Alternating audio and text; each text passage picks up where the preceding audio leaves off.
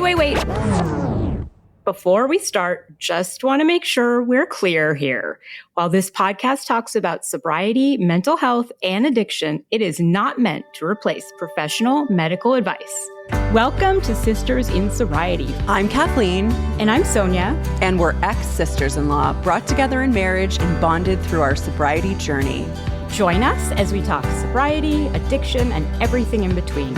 You're in for quite a ride. And our Substack is buzzing with amazing content, from creative mocktail recipes to insightful courses and reflective exercises.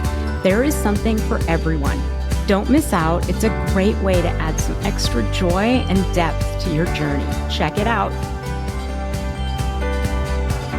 Welcome to Sisters in Sobriety. Today, my guest is Richard Taite, addiction treatment entrepreneur, recovery advocate, and someone with more than 2 decades of sobriety. He founded Cliffside, Malibu, and later launched Carrera Treatment, Wellness, and Spa and One Method Centers, and has operated in both the luxury and more accessible treatment spaces. He's lived addiction, trauma, homelessness, and long-term recovery. And he also hosts the #1 mental health podcast, We're Out of Time, where he tackles the fentanyl crisis and cultural blind spots around addiction. Today, we're going to talk about trauma as a root driver of addiction and what actually makes treatment work. Welcome, Richard. Thanks for having me. I do want to correct the record because I'm not sober. Everybody thinks that because I was sober for so long, but I wrote a book called Transcendence, okay? And it was because me and a group of friends have transcended addiction. It's just not who we are anymore. Now, I didn't talk about that in my first book because A, I hadn't transcended, and B, I didn't even want to mention it because, every sober or every alcoholic wants to believe I'm the one who's going to transcend it. I'm the one who's going to be able to drink. And when you put that kind of mindset on it, that's the very definition of not transcending. Right? Let me tell you what transcension is, the way I look at it. I'm having dinner the other night. Great restaurant, Michelin-star restaurant, okay? And they want to pair the wines with the food. I'm like, absolutely. Okay? And I'm sitting there and I have my first glass of wine, right? And, you take 2 sips with each course because there's like 9 courses, right?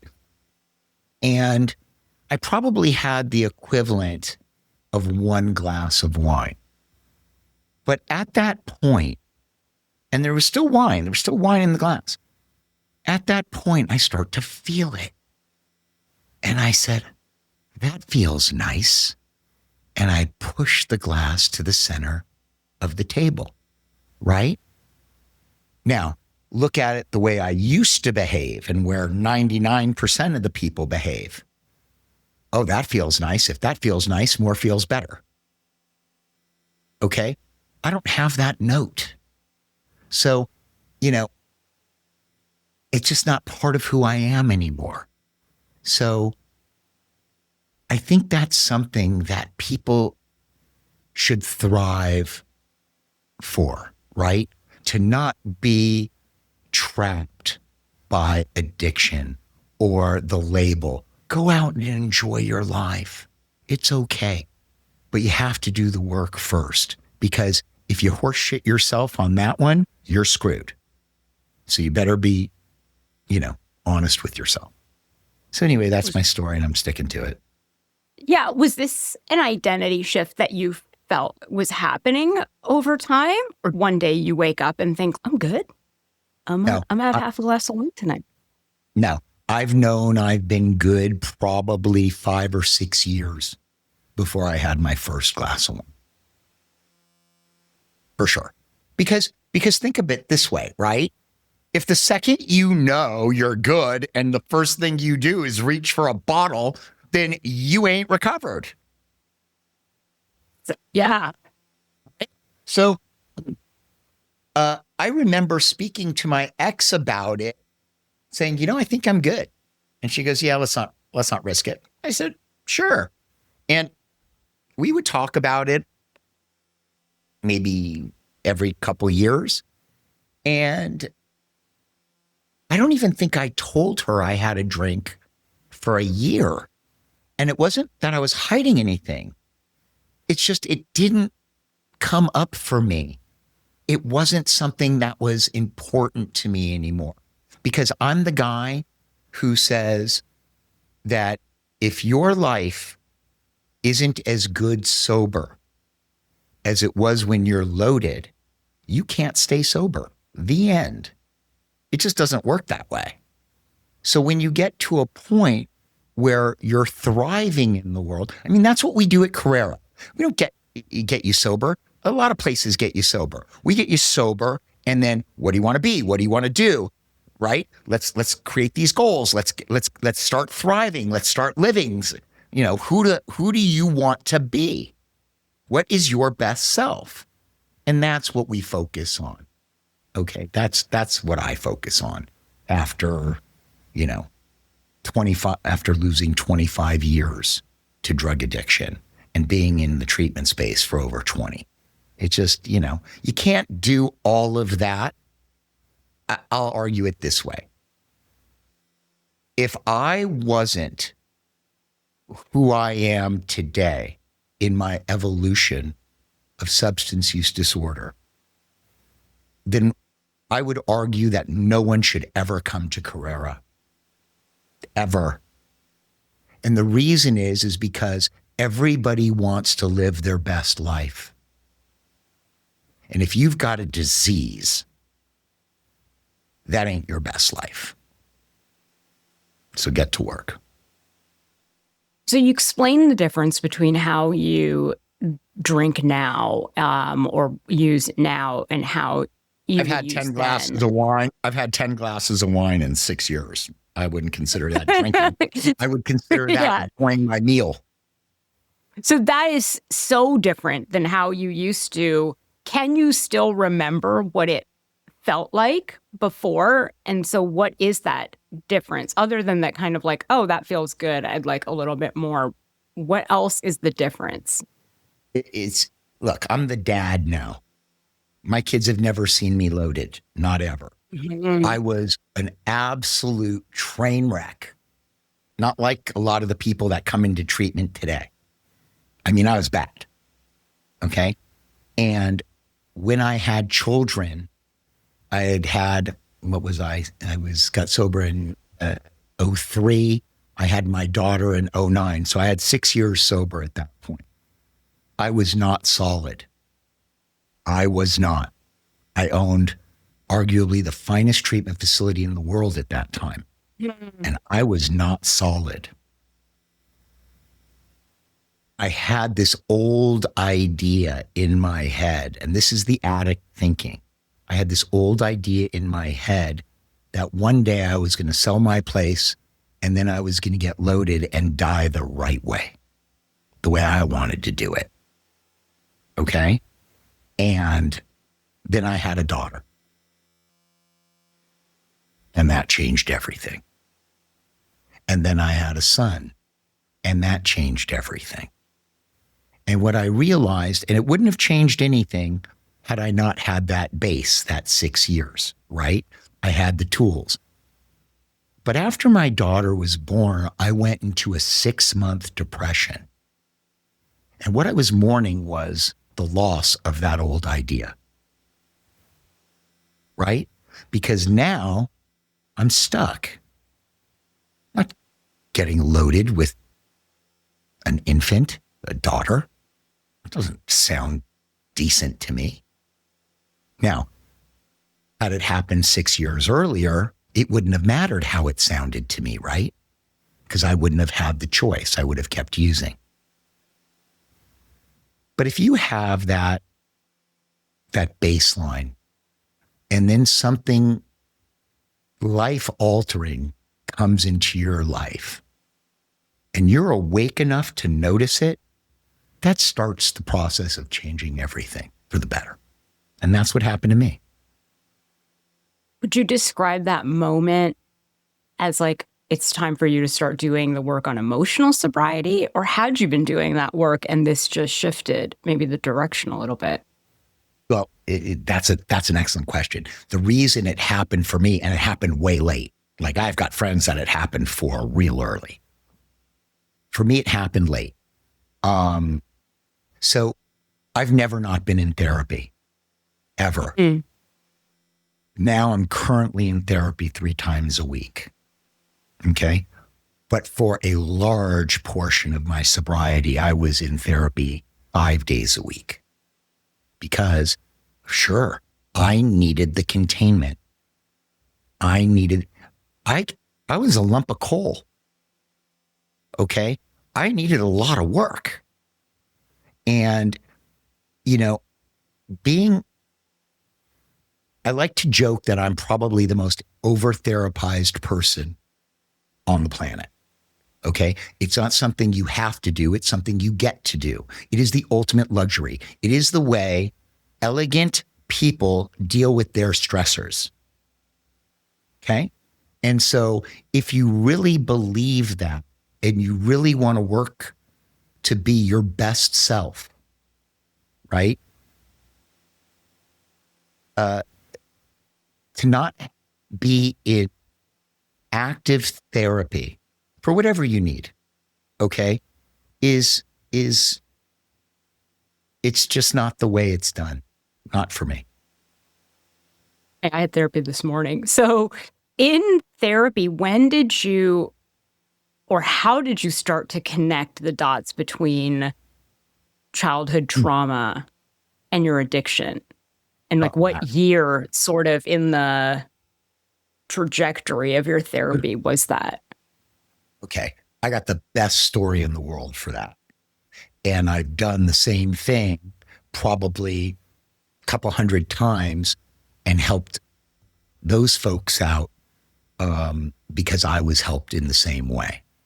So I'm sitting there with my therapist and he tells me, I got to send you to my guy just to work on a few things, his mentor. Okay. So I go to him and I'm sitting with him and we're talking. And I said to him, I was a bad kid. And he said, really? How old were you when you knew you were bad?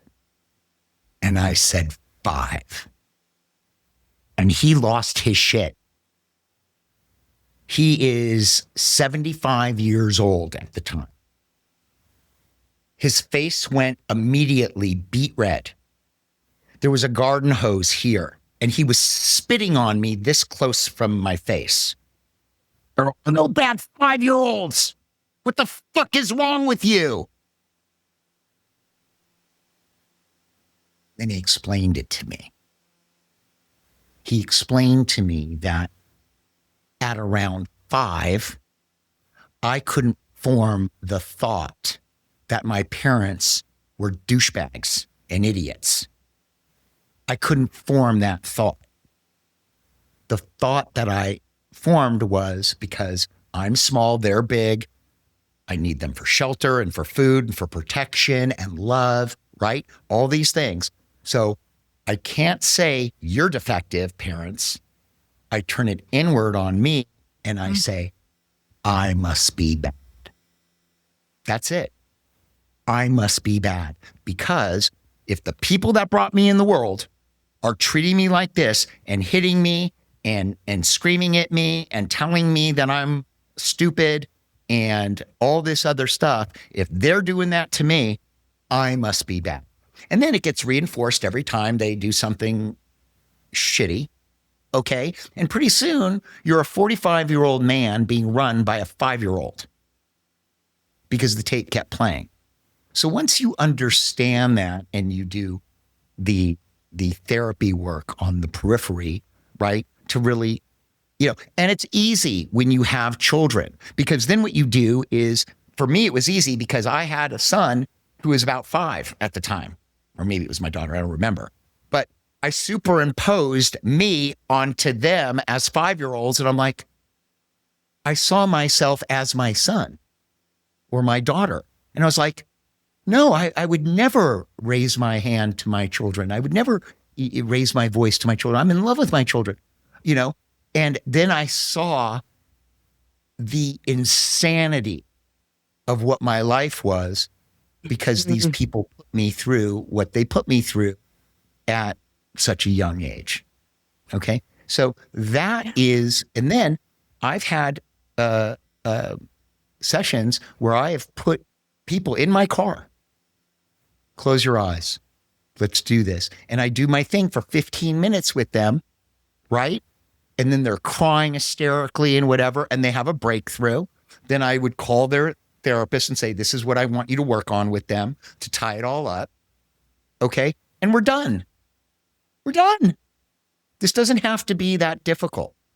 Now, my trauma was deep, and I did have a lot of therapy before that. So for me, my journey was long. It was 25 years. We're only getting the tail end of that. And so it's funny. I showed up to therapy a couple of months ago, and I was watching this Kevin Bacon show on Netflix where one of the characters, the parents, are in a cult, and they make her sleep with the cult leader at like 10 years old. So then I have therapy the next day, and I say, my parents didn't do that, you know? And she said, yes, they did not make you sleep with a cult leader when you were 10 years old. It doesn't mean they were good parents, right? And so there's this sort of normalizing of like bad behavior. But for you, when you realize how deep this is, do you think it was the root driver for your addiction? Is it the root driver for most people's addiction? Well, let's talk about mine. For the driver for my addiction was a lot of stuff. The first thing it was I had a special needs brother, and he was getting the shit kicked out of him every day by my dad, every single day. And so I had a lot of guilt and a lot of shame because he was my younger brother. He was my middle brother, and I'm the oldest, that I couldn't take the beatings for him. Not all of them. I don't even think I took half of them for him. Okay? Because I was young too, and I was scared. Okay? So I had a lot of guilt over that. The beatings were bad. When he left the family and stopped paying for everything, and we lost our house and we were homeless, that was horrible.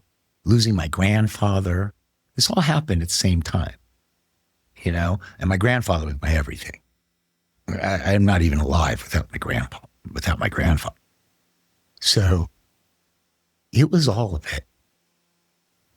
It was all of it.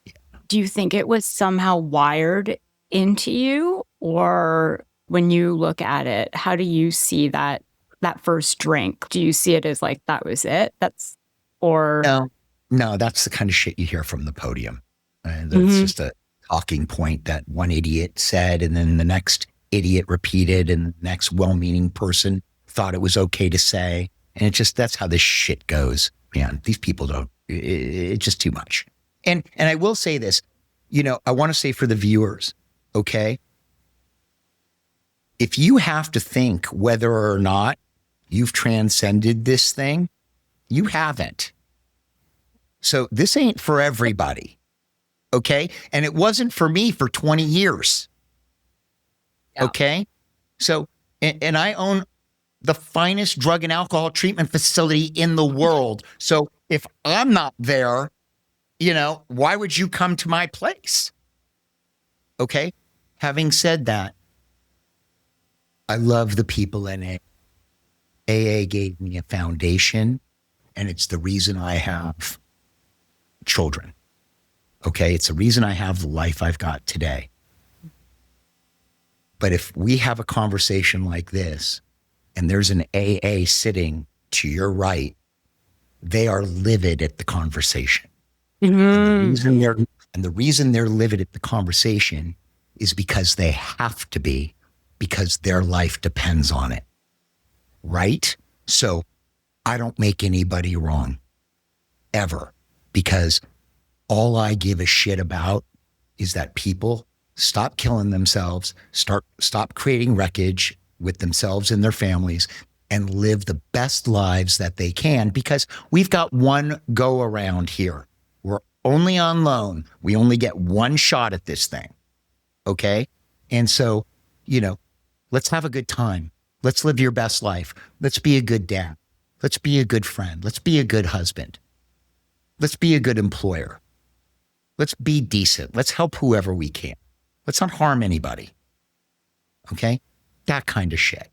That's what I'm about. That's what life is. It's about finding out who you are and being the best version of that. That's what I care about. But you know that your philosophy now may put you at odds with AA. I'm not in AA. I just started doing the steps for the first time after being sober for 9 years, and now I'm just curious about them. And I'm on step 2. But was AA and were the steps a foundation for Cliffside? And are they not now the foundation of Carrera? No. AA is a support group. It's not treatment. Okay? And people have a problem with that statement. Okay? And if I gave a shit at all about what anybody thought, then I'd care. But I don't, because I don't. Okay? So it's not going to affect me. The comments never affect me. Nothing affects me. I don't care. I mean, I think AA would argue they're a treatment program. So what is the foundation of the treatment at Carrera?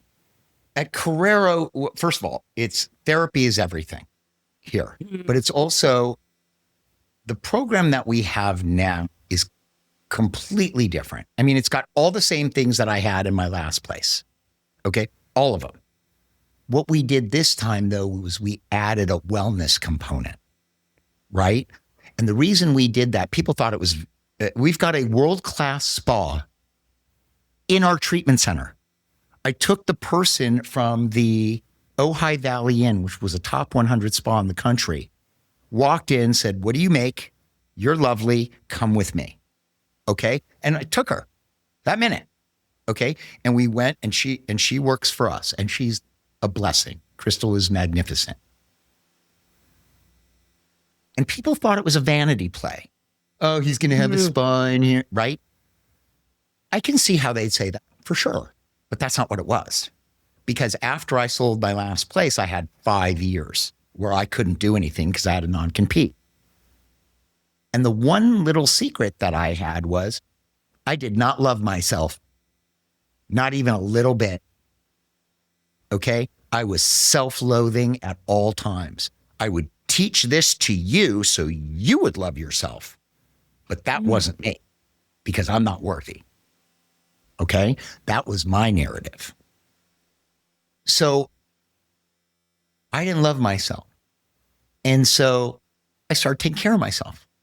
I started really with the whole self-care routine. I'm talking about exercise and sleep and meditation and making certain that my blood was done 4 times a year, right? And that all my doctors were taken care of, and just everything. Massages. I started, dealing with my face because you get old, right? So I started dealing with the skin care and whatever. It actually works. I thought it was BS, but it actually works. So what I realized after a while was self-care turns into self-esteem, which then turns into self-love. I didn't know it until I experienced it, right? So the second I started being like, I'll give you a perfect example, okay? This morning I'm reading an article, okay? And it's about, what was it called again? Men's sexual score, right? These men want to know their sexual market value, okay? Now, they rate you. This is how they say, this is how women view men, okay?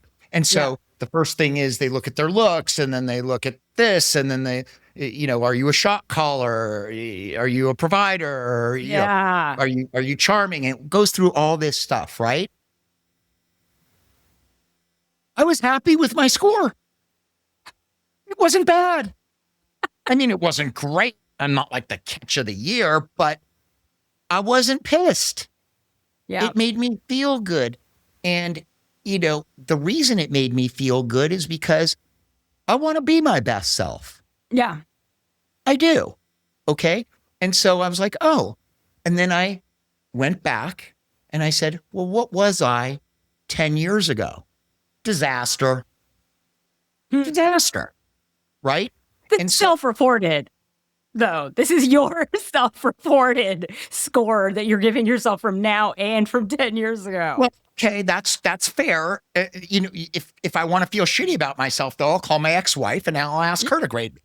No, I meant like you could have been as high like 10 years ago on this score, and like you just now have better self-esteem and you're rating yourself higher.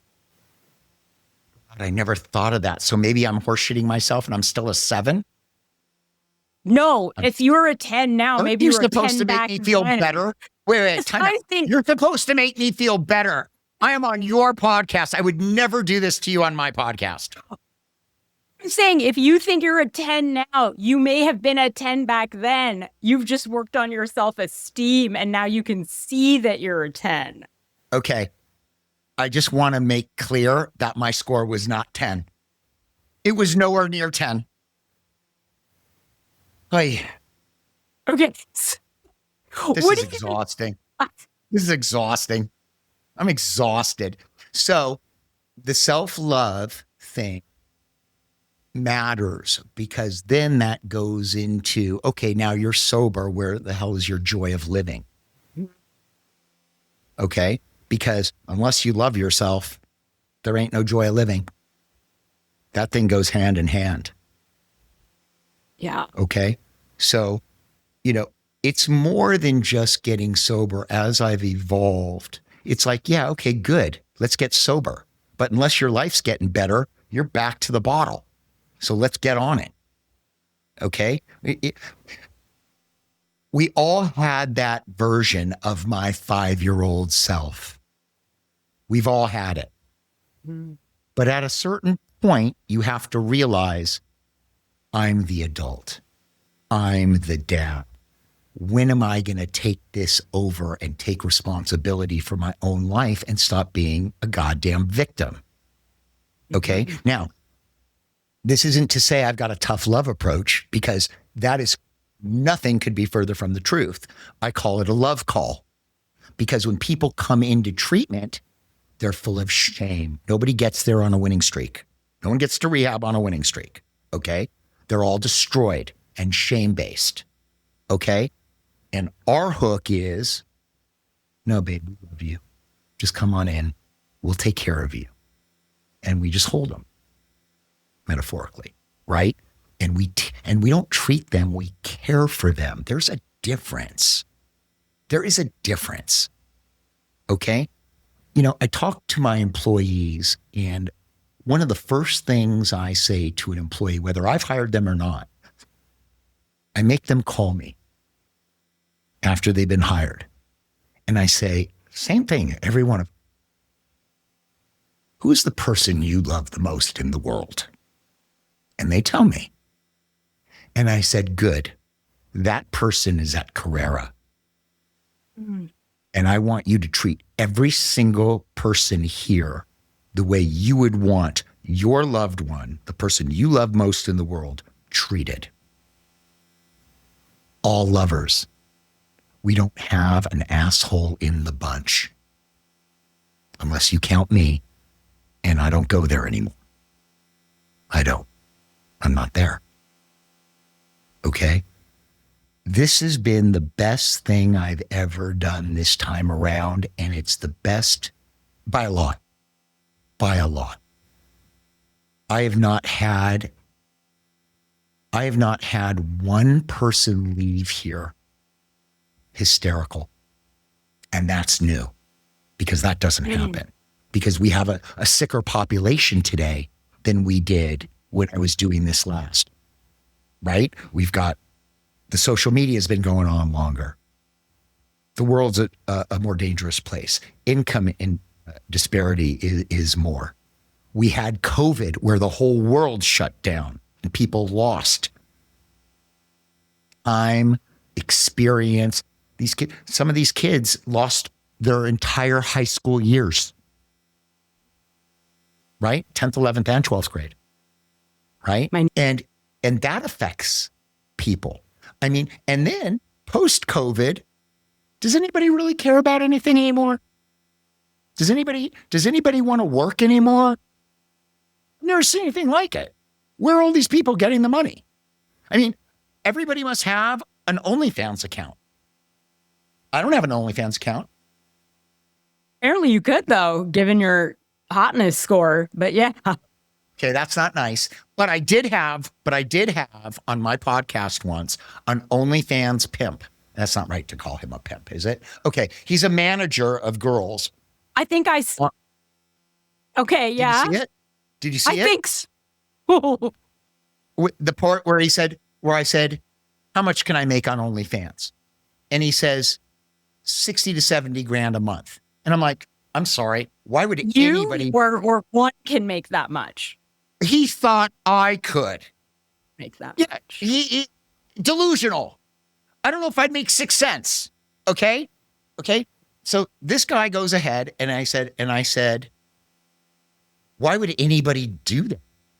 And he starts gassing me up a little bit. And then he says to me, I said, do I have to show my crank? And he said, no. Yeah. I said, can I just show my feet? He said, feet? Yeah, I was just going to say your feet. Right? And he goes, I said, how much for my feet? And he's struggling. And he goes, it depends if there's a market for your feet. And I'm like, is there a market for my feet? And he says, well, there is. And I was just like, I looked in the camera. I'm like, you people are so fucked up. So part of what I've read is that you came back because the fentanyl prices changed everything. How did it change everything? I know obviously it changed the margin of error that, for example, I had with alcohol. You don't have that margin of error with opioids, but what about it really drew you back in? Okay, so when I was at my last place, I sold it in 2018, but we're just at the tail end of the OxyContin crisis with Purdue Pharma. And I don't know if you remember this, but for the listeners, OxyContin was the most abused drug that there was. And it was such a backlash over it that they had to change their structure of the pills because people were crushing the pills and then they were snorting it to get higher. So what Purdue did under pressure, and so they could keep their gravy train going, was if you cut up the pill, it would just dissolve. And now you don't have any pill. There's nothing there.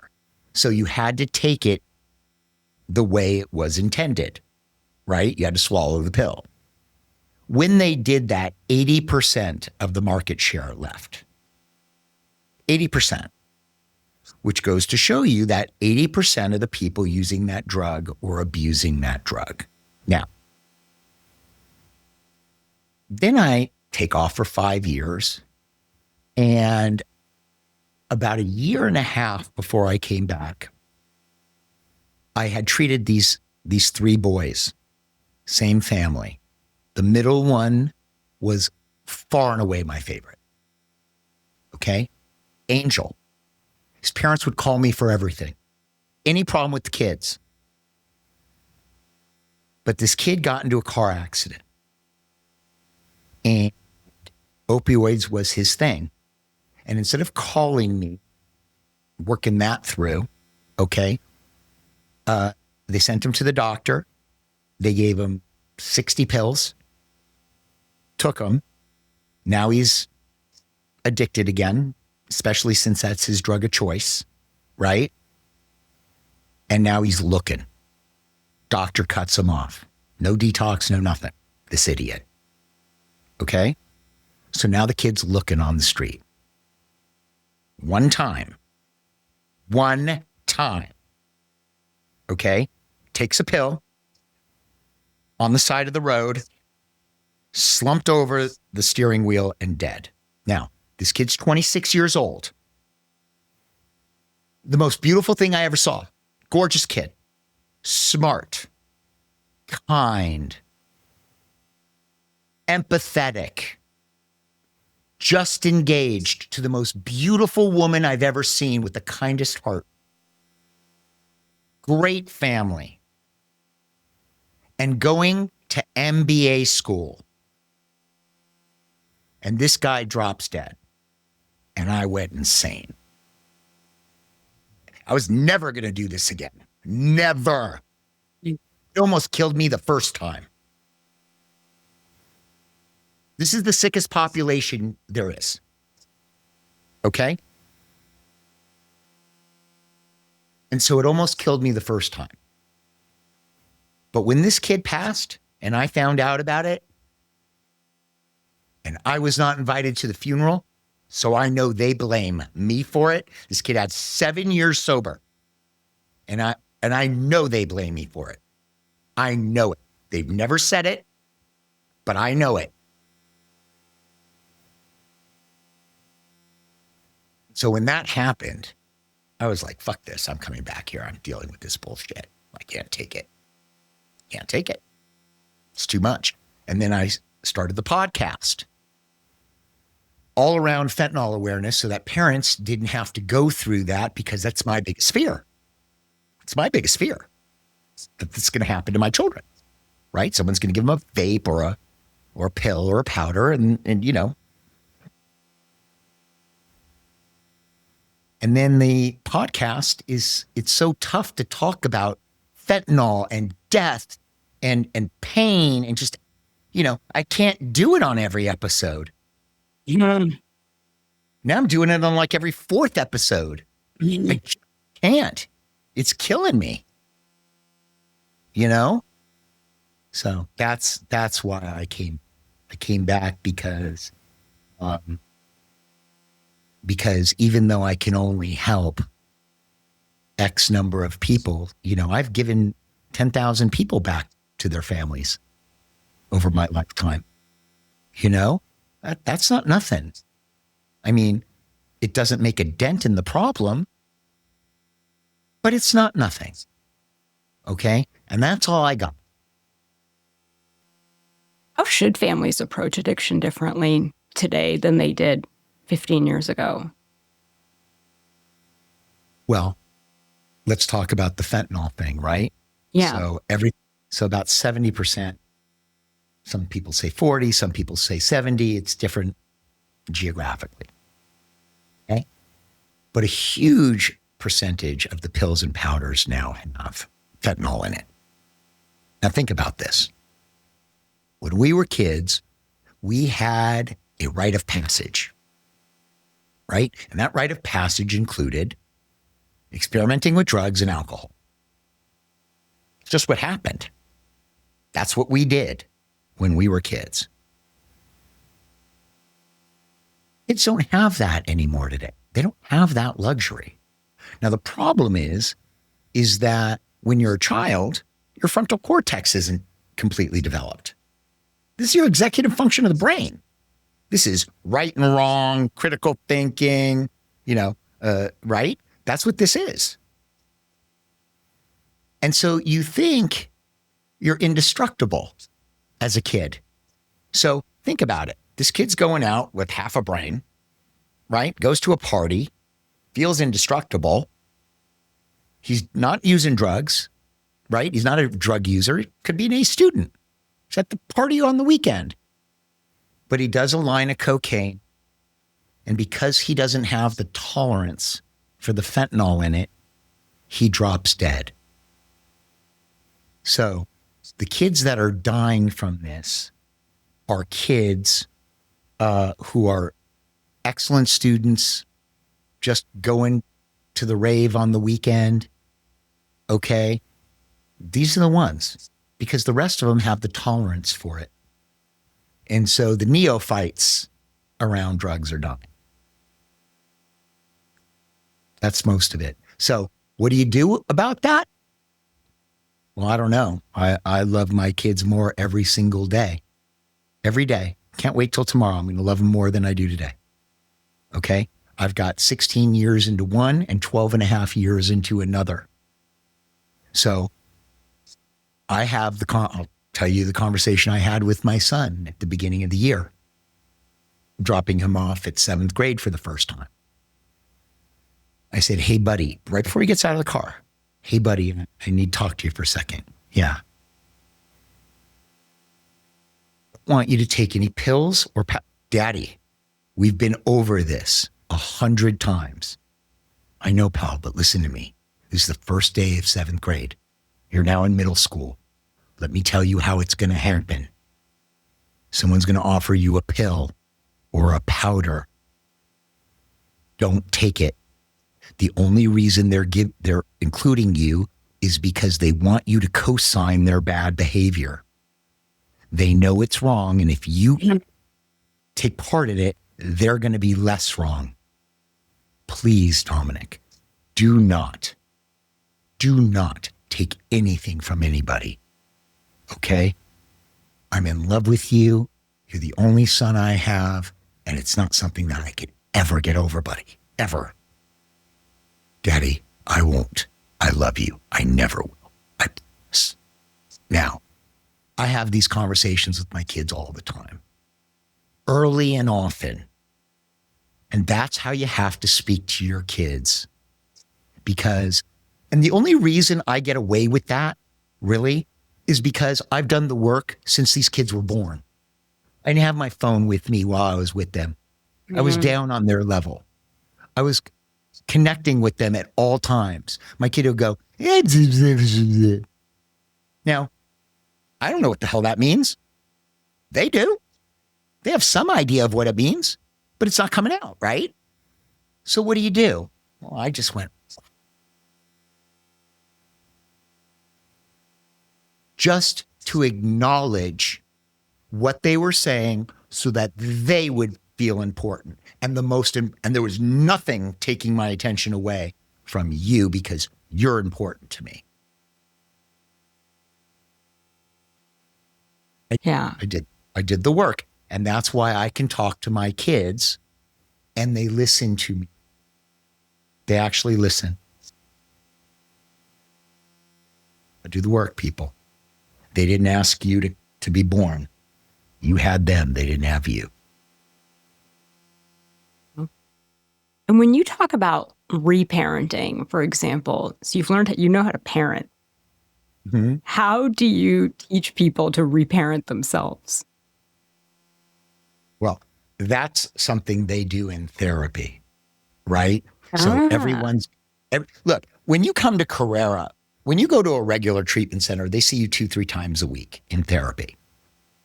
Okay? So you say you stay for 30 days, 3 times a week, that's 12 hours that they're spending with you in one-on-one sessions. Okay? We probably, when somebody comes in to treatment, they go through a detox process. Through the detox process, whether it's 3 or 7 days, doesn't matter. Okay? They are being evaluated by everybody. And in clinical, right, every few days, they're fighting amongst each other. I'm a better fit for Greg because ... Actually, this is in his past. That's my wheelhouse. I will connect with him. I'll be able to form that therapeutic alliance. And they literally fight for their clients.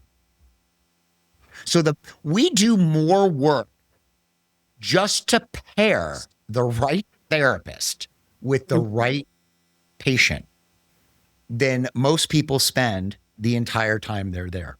And this is just to pick the person. So it depends on which star player, right, is doing it because they all have their different thing, right? So like Patricia will tell you the truth and tell you how it is and be authoritative and, and Nika will just put you right on her tit and be like, that's it. Okay. Take that. I need her. Yeah. Everybody needs her. Okay. So everybody has their own style. And, look, when I went to therapy, I had to go to a couple different therapists until I found the one that resonated with me. And I think that's everybody's experience, unless you get really lucky. Okay. And we just do that for you, so you don't have to do it. Okay? What That's are it. some non-negotiables when people are looking for a recovery center that they should be looking for? Okay. Right now we're in a time that is very worrisome to me. When I left, when I sold my last business in 2018, there were about 18,000 treatment centers. There's just under 10,000. So you want to know, so you think to yourself, well, how the hell do we lose almost half the treatment centers? Yeah. Right? How does that work? Okay, during the biggest opioid crisis in our history, right? Well, when I left last time, there were, you would get reimbursed like 67 cents on the dollar and you could stay about 30 days. Today, you get reimbursed about 25 cents on the dollar and you stay about 25 days. So that's, if you're a treatment center working on a 25% margin, which most of these places are, but they just took 60% of your money, you're gone. Right? So that's gone. Now, with Google going away, right? And they're doing the AI questions that took everybody's business away as well. Google used to be able to hold your position and you could be seen at all times on the real estate on that page. That's not how the AI works. They'll show your stuff maybe 40% of the time. Okay? They don't show it, so you're not there. So everybody is going out of business. So when we talk about where you send your family, your loved ones, it's not like it used to be. Now you have to find the place that's going to be in business. And what we're seeing now is even the so-called luxury centers don't have nighttime nurses. One of them down the street from us doesn't have any nurses. They do it over Zoom. Now that's illegal. Okay? So most of these places now, just to survive, right, are doing things that are either illegal or not best practices. And it's because they have to, because otherwise they shut down. And I understand that. Okay? But that's not our issue. And the reason it's not our issue is because I had an unfair business advantage over everybody. I sold my last business and I had a ton of money and I put it all into this thing. And I'm not sorry. It was the best thing I have ever done. And so those issues didn't apply to us. It just didn't. So, for example, we've got 42 beds now along all of our centers, my affordable one and the other. Just got off the phone with people right before we got on the phone. We got 41 beds filled. Okay? I mean, we're opening up another 30 by the end of the year. Okay? So when you want to find a place today, it's harder than it's ever been because even places with good reputations, okay, are losing out. Today, it's the hardest climate that we've ever seen.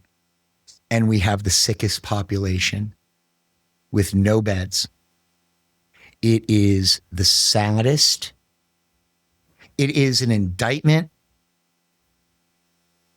on all of us. It's horrible.